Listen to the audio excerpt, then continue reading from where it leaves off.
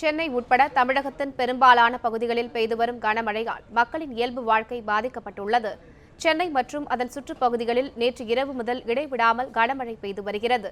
நுங்கம்பாக்கம், கிண்டி, தாம்பரம், பல்லாவரம், அடையாறு, வியாசர்பாடி, திருவொற்றியூர், ராயபுரம், வண்ணாரப்பேட்டை உள்ளிட்ட பகுதிகளில் இடியுடன் கூடிய கனமழை பெய்து வருகிறது.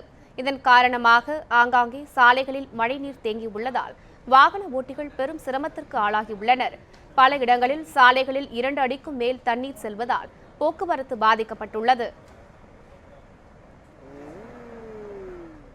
ராயபுரம், வண்ணாரப்பேட்டை உள்ளிட்ட இடங்களில் குடியிருப்பு பகுதிகளுக்குள் வெள்ளம் புகுந்துள்ளதால் மக்கள் வீடுகளிலேயே முடங்கும் நிலை ஏற்பட்டுள்ளது.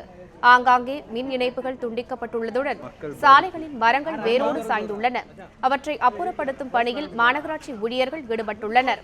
இதனிடையே செம்பரம்பாக்கம் ஏரி நிரம்பி உள்ளதால் எந்த நேரமும் உபரி நீர் திறந்துவிடப்படும் நிலை உள்ளது. அவ்வாறு திறக்கப்பட்டால் கோயம்பேடு வடபழனி சாலையில் போக்குவரத்து சேவை பெரிதும் பாதிக்கப்படும் என கூறப்படுகிறது.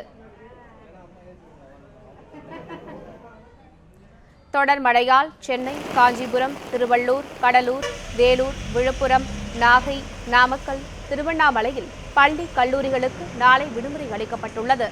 பெரம்பலூர், அரியலூர், கரூர் ஆகிய மாவட்டங்களில் நாளை பள்ளிகளுக்கு மட்டும் விடுமுறை அறிவிக்கப்பட்டுள்ளது.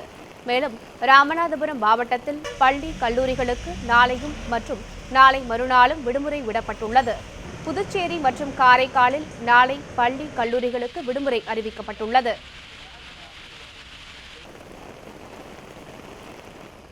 கனமழையால் அண்ணா மற்றும் சென்னை பல்கலைக்கழக தேர்வுகள் ரத்து செய்யப்பட்டுள்ளன.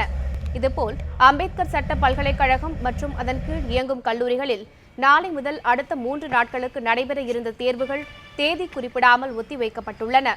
இதேபோல் புதுச்சேரி பல்கலைக்கழகம் சார்பில் நடைபெறவிருந்த மருத்துவம், பொறியியல், MCA தேர்வுகளும் ஒத்திவைக்கப்பட்டுள்ளன.